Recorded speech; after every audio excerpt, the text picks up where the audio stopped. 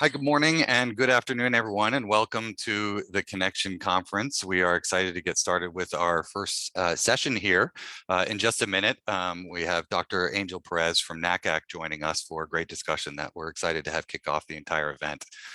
Before we did get started, I wanted to cover just a few housekeeping items as we run through the different sessions that we'll be managing throughout the week.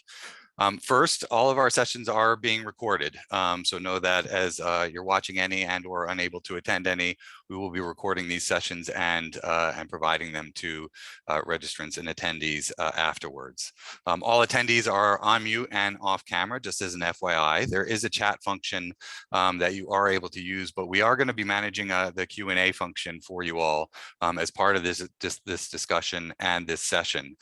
So we invite you to certainly chime in with any questions that you have that you'll want to be potentially part of the discussion as well. And we'll do our best to manage those throughout both the session as well as leave time at the end to ask and answer as many of those as we can. If you do need any help, you can certainly post any of that need in the Q&A area as well, but you can also email marketing@carnegiehighered.com. And then finally, we do invite you to be social as you're experiencing the Connection Conference. So you can use hashtag #TheConnection and also tag Carnegie HQ at any point if you're sharing anything on social media. So with that, once again, we're very excited to kick off the Connection Conference with a discussion with Dr. Angel Perez, who is the CEO of NACAC, and many of you are probably very aware of, familiar with who Dr. Angel Perez is and his background. He's also being joined by Carnegie's Executive Vice President of Enrollment and Marketing Strategy, Eric Page. So with that, I'll kick it over to you both. Thank you so much. Okay. Thank you so much, Mark. Excited to be here this morning with Angel.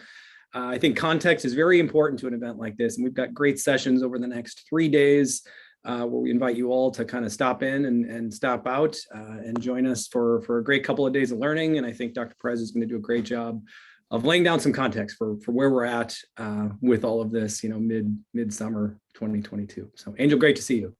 It's so good to see you. Thanks for having me. Yeah, absolutely. I was joking with you yesterday in the lead up to this. We've been in the same circles for a long time, but have never actually been face to face. So I'm really excited for this conversation. Same here. Okay, so I've got several kind of things that we'll want to cover. And again, like Mark said, we invite you to participate in the Q&A throughout. So if you have questions relevant to anything that Angel's talking through, we invite you to interject, and we'll get to those as we can. But for starters, I want to back up, Angel, because I know you started as CEO of NACAC in the summer of 2020, correct? Right. As timing is everything, right as the pandemic was gripping the world, obviously a unique set of challenges. What was that experience like? Take us through that a little bit. Yeah, thanks for the question, and also just for having me. It's great to be here with all of you. And hello from Albuquerque, New Mexico. I'm actually sitting in a hotel about to go and greet our international ACAC colleagues. Their conference is here this week, so I'm excited to be with them. So I started in July of 2020. Actually, this week is my 2-year anniversary. So I've been very reflective about what the past 2 years have been like. And I would say, certainly challenging is one of the words that comes to mind, but also exhilarating in the sense that it was an opportunity to move the organization in a different direction. If you think back to the summer of 2020, it wasn't just a global pandemic. We obviously were facing a financial crisis, and we were also facing racial reckoning in this country. And so the intersection of all those three things sort of inspired the organization to move a little quicker than it has in the past, but also to really think about who do we want to be in the future. The board immediately started having conversations about a new mission and vision for the organization, and we have actually announced that. We did that last year in Seattle. So I would say, certainly not for the faint of heart, but it's also been really exciting. I work with an incredible board who is just so passionate about the mission of the organization and steered the organization really well during the pandemic. So, 2 years later, just delighted that we have come through that. But also, as I step back and I reflect, I think, I wouldn't change anything that we've done, because I think the organization is in a great place as a result of that sense of urgency that we had to have about how we move the organization forward. Okay. I think the best leaders that I've encountered in my career are very intentional about leadership and spend a lot of time thinking about it. As you were coming into that chair 2 years ago, where was your head at in terms of how you're going to lead, and where's your philosophy on that, and how has that maybe been challenged or evolved over that time period? Yeah, that's a great question. We could do a whole webinar about that because I love this topic. And if you came to my office, you would see that I'm surrounded by leadership books. I consider myself a student of leadership. I would say that one of the first things I thought of as I saw so many people around the world, and our members in particular, struggling, is that despite the challenges, I had to be the most optimistic person in the organization. I had to lead with transparency. On my first day on the job, I wrote a letter to the membership and I just laid out what some of the challenges were going to be ahead of us. I wanted to be transparent about that. But at the same time, I needed, particularly for our staff, to paint a picture of what the other side of this could look like, to bring them along and excite them about a new direction. But also, I think these days, leaders need to be authentic. And I think people want to see us be authentic, be honest, be transparent, but also be optimistic despite all of the different challenges, I would say. And the other thing is I love that you use the word intention, because that's a big one for me as well. I tell my staff all the time when we come up with new ideas or we're thinking about proposing something to the board, the first question I ask is, what is our intention, right? What do we hope to get out of that? What lies on the other side of this? And if the intention is very much self-serving, then it's probably not a good idea to propose, right? So intention is another thing that has really led me through the last several years. What do you think you didn't have in your toolkit as a leader in July 2020 that is there now? Oh, that's a good question. What was not in my toolkit that is there now? I would say it's something that I have always been, a muscle that I've always been working on. But that is the ability to detach from the situation. So, throughout and I will say that I think higher education, and for those of you that are leaders in higher education, VPs of enrollment or chief communications officer, those jobs prepare you really well for these kinds of roles. Because when you take on these roles, inevitably there's going to be adversity. There's going to be people who disagree with you.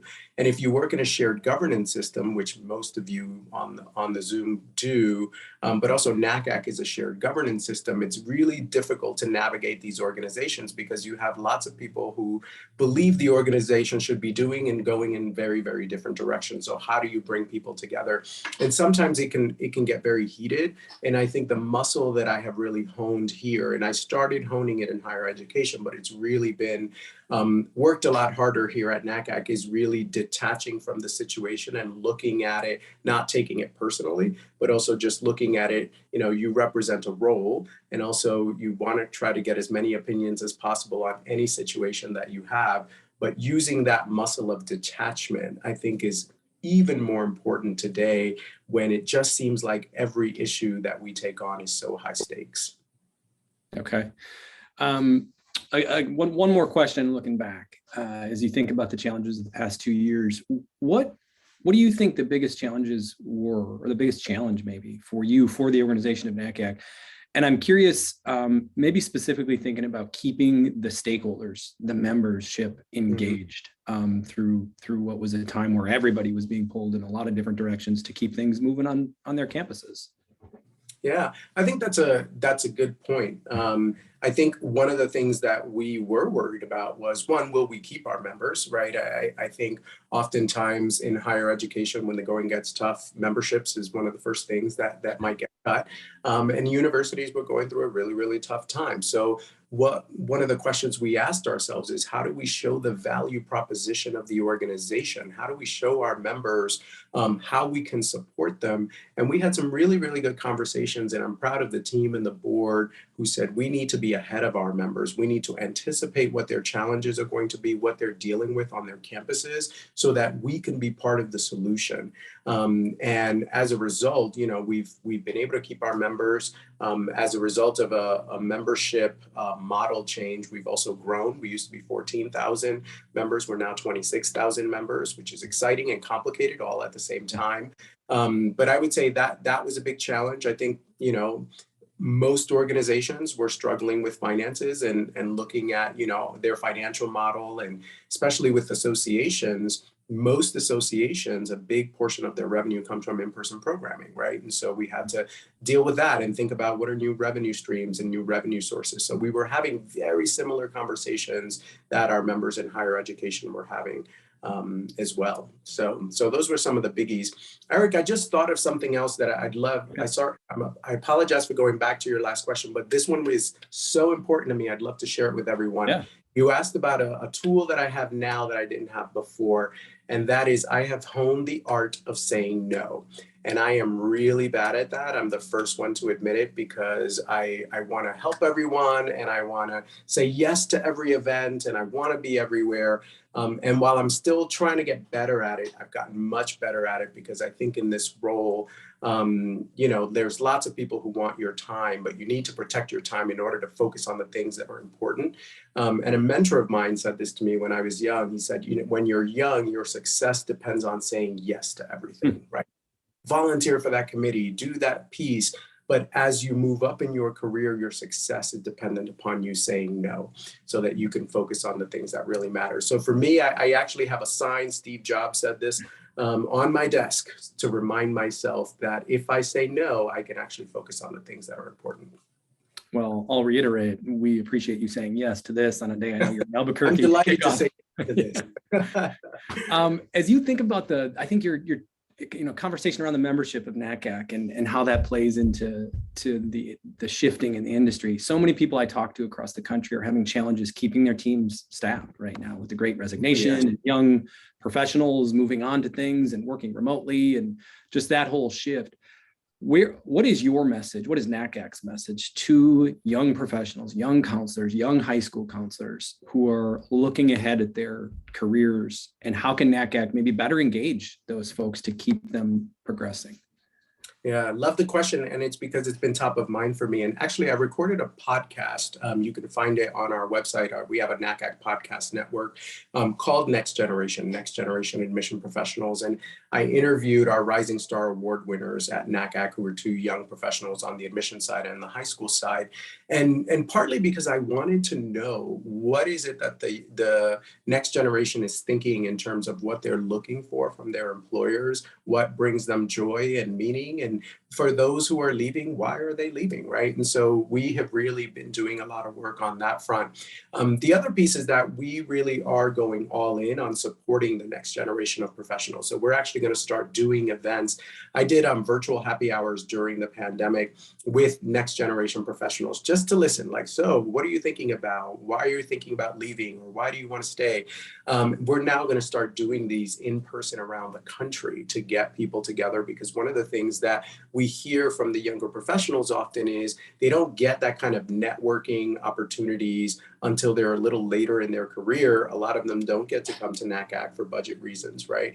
And so we can provide that kind of networking and community building, but also that we are creating new education, training programs, certificate programs for new professionals to give them the tools that they are going to need to be successful. Things like data management and just the kinds of territory management, all those things that are critical for young professionals to be successful. But it's top of mind for us. I've been thinking a lot about the entire profession. I mean, the whole span. I've been thinking a lot about particularly the next generation. How do we, first of all, recruit them? You know this, Eric, because you've been in the field a long time. A lot of people say it's either 3 or 30, right? And a lot of people also say, oh, I just fell into admission.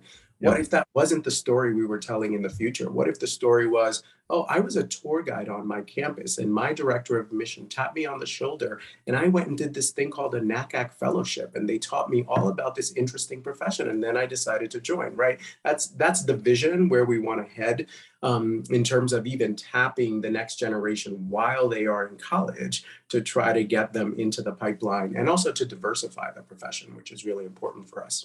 Yeah.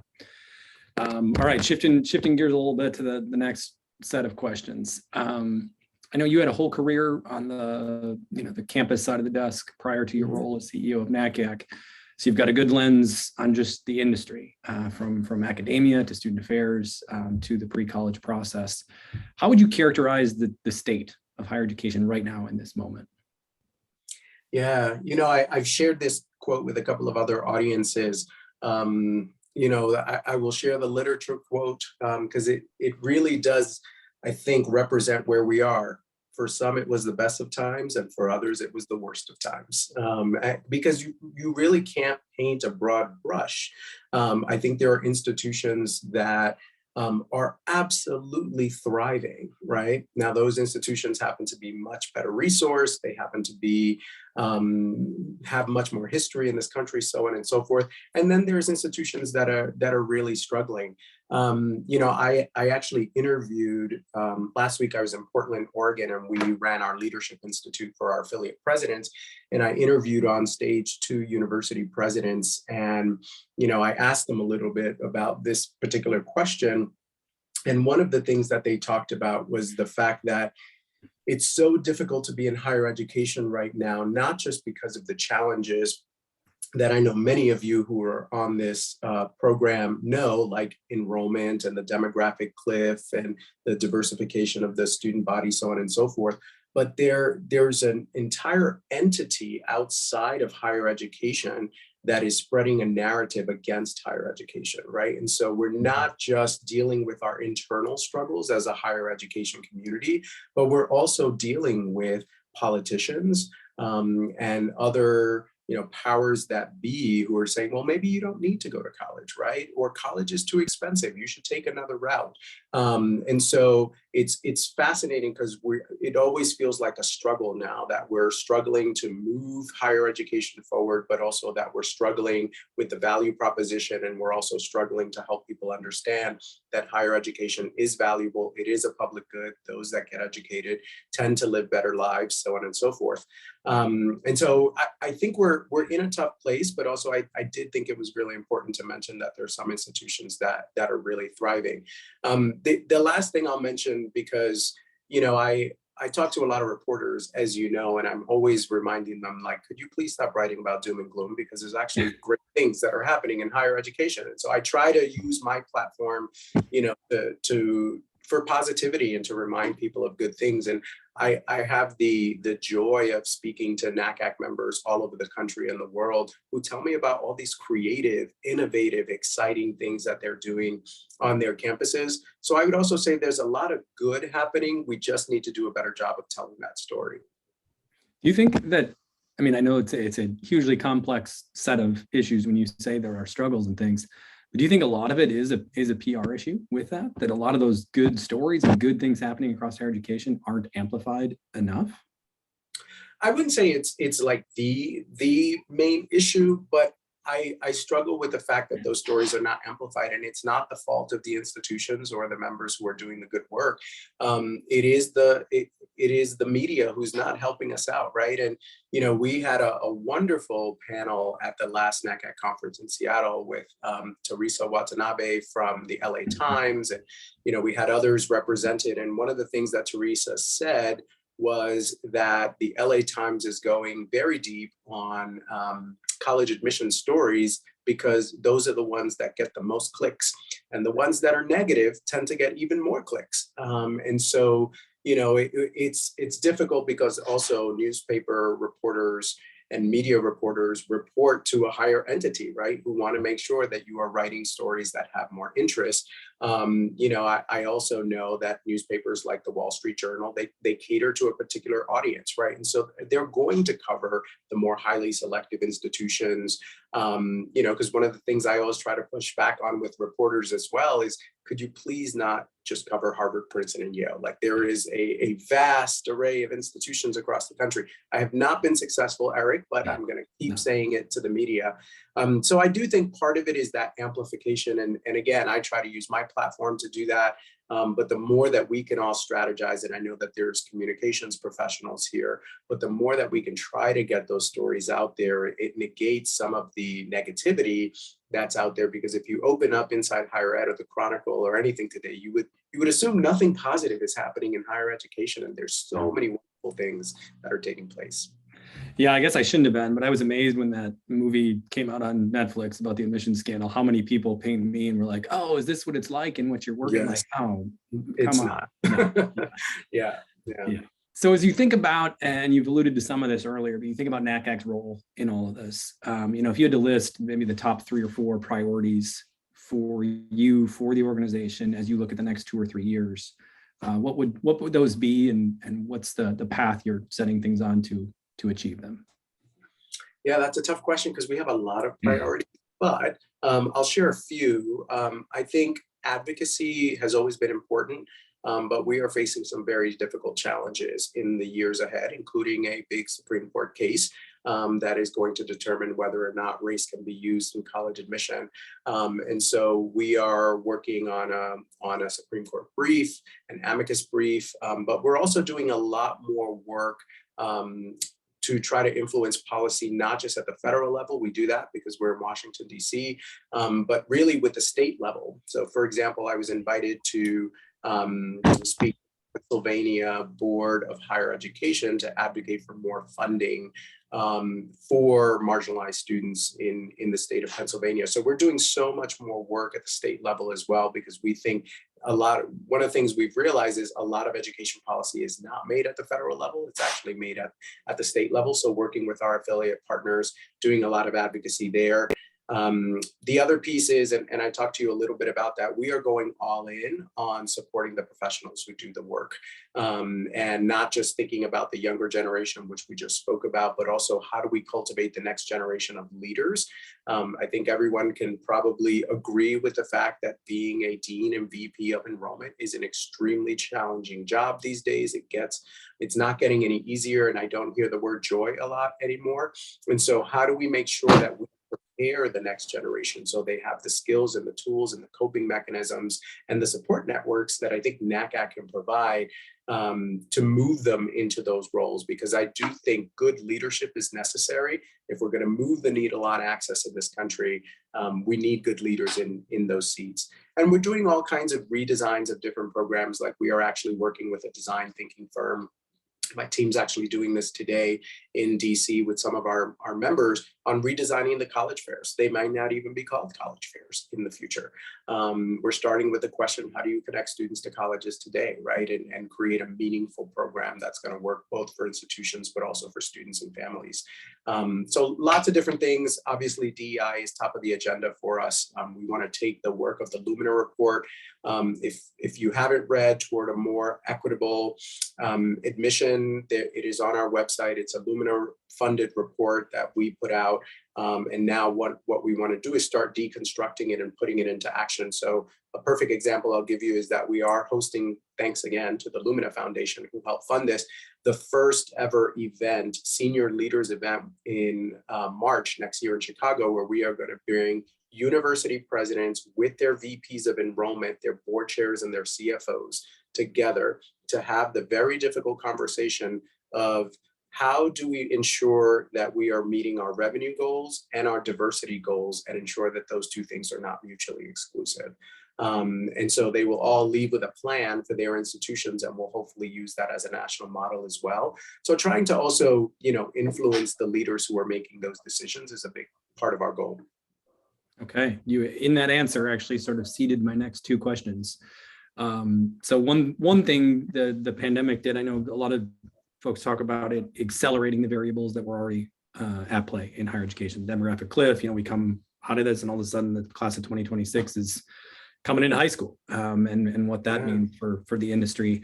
But it really shifted things or exacerbated things in terms of access and widened that gap. And you talked a little bit about this in your answer, like I said, in terms of how NACAC is responding. But elaborate a little bit more on that in terms of how we can close that gap and serve those students. And then for the 200 folks we've got in attendance here today that are both from the enrollment world and the marketing world, what can they do in their chairs to help move things along for that group that's been so impacted? Yeah, what I love about the question is that, everyone has a role to play, right? I mean, the way we've been thinking about it, besides amplifying the work of institutions and some of the efforts, we've also been very cognizant of making sure that we are supporting funding at the state level, because so many of the issues in terms of opening the doors wider for low-income students is you need the funding in order to admit them, right? And so that's actually one of our big policy agenda, both at the federal level, but also at the state level. But also that we've been really we've led campaigns, for example, in partnership with organizations like NCAN and others, when we saw the FAFSA filing numbers dropping. That was one of the concerns that we had. I immediately saw last year, there was this past year actually, that we saw that there were more students who used the common application. So we were excited that that means more students were applying, but we still were significantly behind on FAFSA applications, right? So putting together campaigns with organizations like NCAN, NASFA, and others to try to get school counselors to help us to move those numbers up. And so part of what we do is we really try to keep a pulse on what's happening around the country and try to respond to that immediately. And what we realize is our biggest influence, our locus of control, if you will, is our members. And so we want to support our members. We want to give them the resources that they need because they are the ones, with the exception of college fairs, we don't serve students directly. We serve the students through the members who are doing the work. So it's also a big part of what we're trying to do is empower them to do that work as well. Okay. And then I think the second part of what you sort of hinted at in the response was looking at diversity initiatives on campus. And there is not a campus I talk to where, DEI is not a priority. And I don't have a case study in mind of campuses that are doing it really, really well. I think there's a lot of work to be done there. And certainly the enrollment folks and the marketing folks play a key role in that. We actually have a session later today, this afternoon, to tease that a little bit, focusing specifically on that topic of the role of marketing and enrollment in diversifying campus in an authentic way. From your chair, where are we doing well? What do we need to do better? What's in your mind on that? Yeah, again, with my optimistic hat on, I would say we have come really far in a short period of time. And I don't think we often give ourselves the credit that the past 2 years have been incredibly difficult. Certainly the summer of 2020, I think accelerated conversations that were starting to take place or on their way on university campuses and schools, corporations. I mean, I really don't know organizations that are not having these difficult conversations. And to the credit of most of our members in higher education in schools, they're engaging in the difficult conversations. And I think that's step one. I think if you open up inside higher ed, higheredjobs.com, you'll see there are a lot more positions that are focused on DEI efforts. Like, those are first great steps. And also that I think one of the things that I was inspired by in 2020, but since then as well, is that I think the students have risen up to meet the moment as well, to really share what it is that they are struggling with, what it is that they want to see on their campuses. And so while these are all really difficult, I do think we've come really far. Now, having said all of that, we have a really long way to go, right? And I think what I hear the most from our members is, we're all in and we want to do the hard work. We just don't know how, right? And so it's one of the reasons we created our Anti-Racist Institute. It's one of the reasons we went to the Lumina Foundation and said we want to, do some work in the DEI space that's going to influence the national landscape. And so that's where we see our role is really giving higher education professionals and school professionals the tools to even begin to have those difficult conversations. But one piece of advice I would give, especially because there's so many communication professionals here. So one of the things, leadership pieces of advice I always give my staff is A, B, C, D, always be connecting dots. And the reason I say that is because often as leaders, we will send an email or we will put out a press release or a communication about something new we're doing, but we don't connect the dots to where did this come from, or here is our intention of what we're trying to do, right? I think there's a lot of great things happening on college campuses and schools right now around DEI efforts, and nobody knows about it, right? You're not writing about it, and you're also not connecting it and saying, this actually came out of our strategic plan. This actually came out of our DEI working group. This is our answer to X, right? And so a big piece of advice and something I've learned in this job is you can't just say, here's what we're doing, but give people the why, the history, the background, connect those dots. And particularly in the DEI space, I do think there's a lot of good work happening, but we're not necessarily helping people understand where that came from. Okay. We, as an industry, college admissions is an industry, I think, driven historically by process, maybe sometimes over process. And I think that may be a tension point, or it is a tension point in a lot of the campuses I see between the marketing branch and the admissions branch. Is we want to tell the story over here, and we want to deliver the process instructions over there. The test optional movement that has gained significant traction over the past 2 years as the result of the pandemic, and was really gaining steam already, I think eliminated some of the barrier, but also created a lot of ambiguity for students in the process and for the campus folks trying to execute on it. How, and this actually feeds into my last question in terms of what we see, what we think the college admissions process looks like in 2040. Where are we moving? And how do you think we can gain efficiency in the process to better serve the student in a clear, transparent way that gets them to the end? Yeah, you like to ask all the tough questions, right? What you're here for, Angel. Yeah, I don't have a crystal ball. I'll start by saying that. But I will say that I'm seeing some themes emerge that I think in 2040 will probably be norm. One is that there really is a significant movement right now towards simplicity. I think you hit the nail on the head. We are so great about process. We're also great about adding, right? Let's add another essay. Let's add another prompt. Let's add another.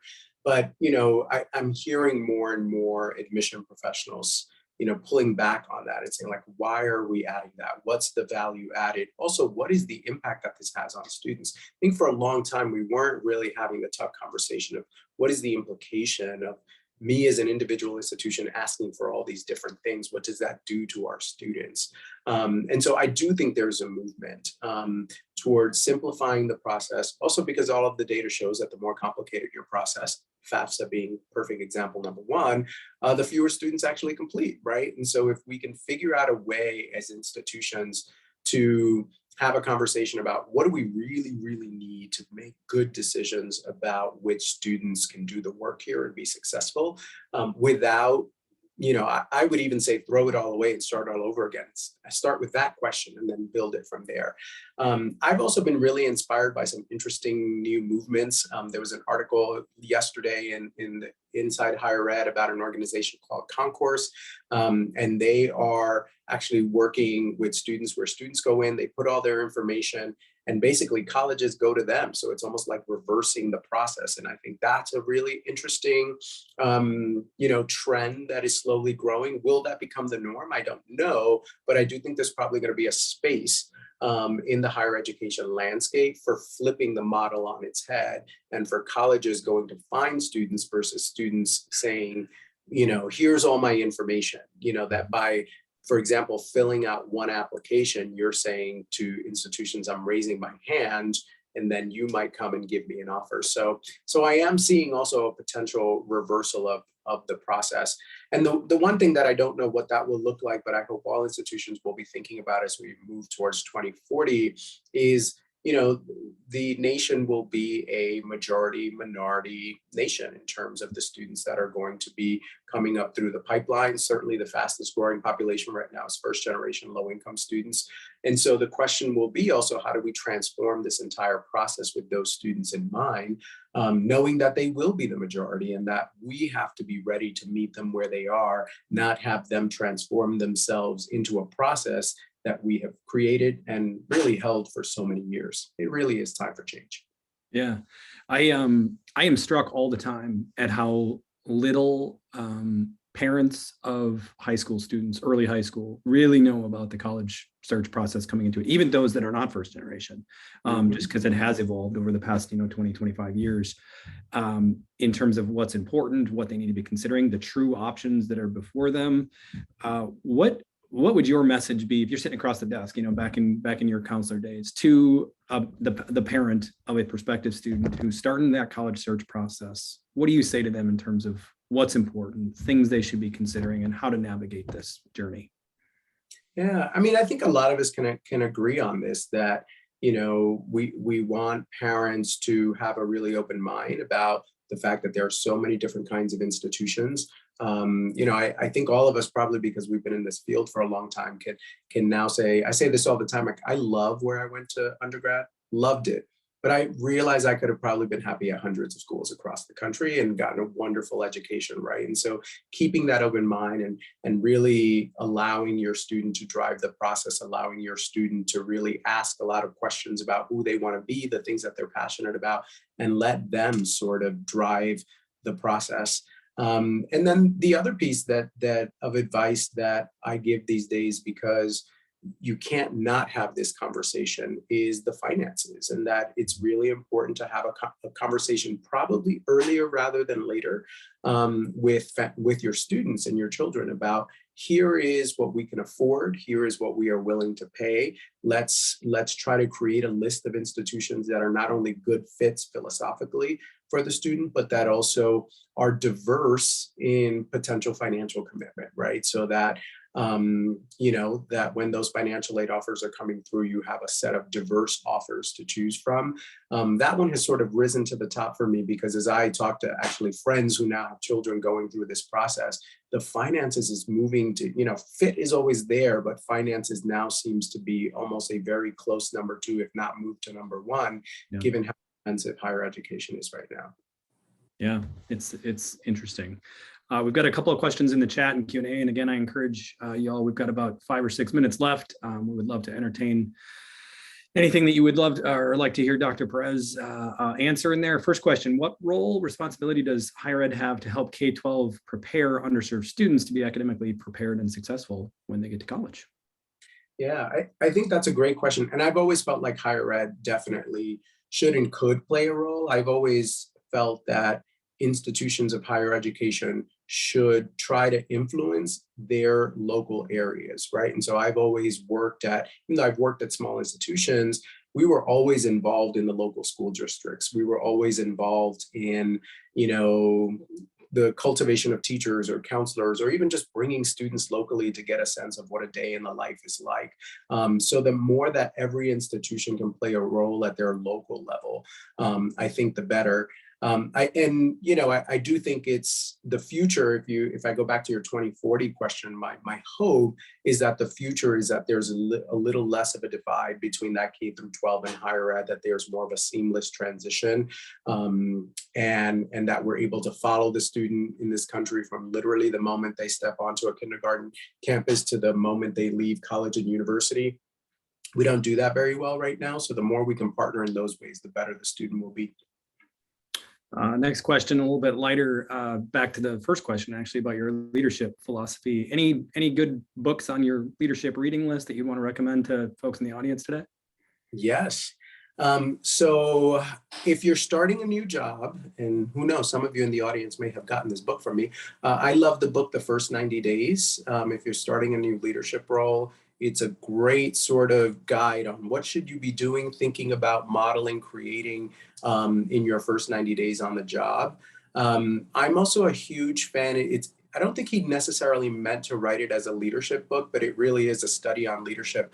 Bob Iger, who is the former CEO of Disney, wrote a book called The Ride of a Lifetime. And he has so many great examples and stories there. I mean, he's someone who believes in optimism and all of that, leading through optimism. So that's another really, really good book that I would certainly recommend. Okay, awesome. Yeah, I've heard the Bob Iger one is really good. Next question, specific to our conversation around the influx of first gen and underrepresented populations onto college campuses. Do you have any insight or read or seen any themes in terms of how those groups may shift in their preference for communication, for interaction with college marketing and enrollment jobs? Yeah, I mean, I don't have all the answers, and some of this is still, again, from my constant communication with our members. The one thing I do know is that email is not it. That And by the way, I'm slowly starting to realize it's not just students, like professionals as well. Like it's amazing how we have so many professionals who just aren't going through their emails, or you'll send something, it's like, that was in the email. So, you know, I do think obviously social media is playing a big role here. I don't have all of the studies, but I do know that there's mixed feelings. There are institutions who feel that texting is working very well for them, and that there's wonderful response rates. I know that there's a lot of studies out there about texting working really well in the student success world. So making sure that students, you know, fill out their applications for FAFSA or return certain forms on campus. Like there's a lot of studies there, you know, and it seems like the #1 interest on social media for, you know, some of the high school students is TikTok. So I personally don't have a lot of experience in that space, but I know that our team really has a big belief that that is really where young people are going to get their messaging. Did I just hear you say that everybody on here should follow you on TikTok? I am on TikTok, so, but I am on Twitter and Instagram, so you can find me there. Okay, last question. I think Mark's going to jump in with some housekeeping for the rest of the day and conference. Angel, you mentioned you referenced the Supreme Court ruling around whether or not race can be used in the college application process. What do you have a stance on that? What are the pros and cons in terms of which way we go?